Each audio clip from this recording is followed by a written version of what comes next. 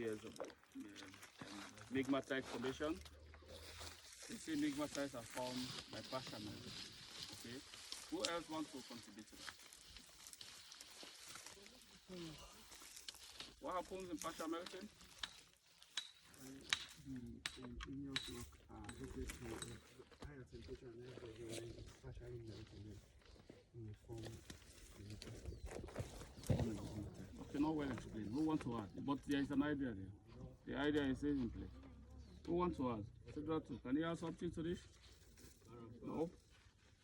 Okay, so in the process we have stages in metamorphism or metamorphic processes. Stages, all right? Very low grade, low, medium, high, and then extremely high. And most times Migmatite formation serves as the as the interface between igneous processes and metamorphic process.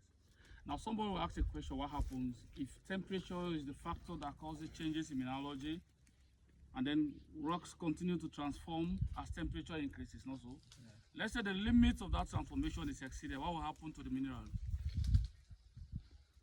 They will partially melt. They will partially melt. So that is the transition point. When the highest limit, in the case of pyrometamorphism, the highest limit of temperature is reached, then minerals start to partially melt, right? And that process is doesn't go to completion, because when these materials partially melt, they retain at some point the original composition of the materials, whilst the melted materials recrystallizes to form the igneous component. So that's a transition point, a common interpretation for the formation of the.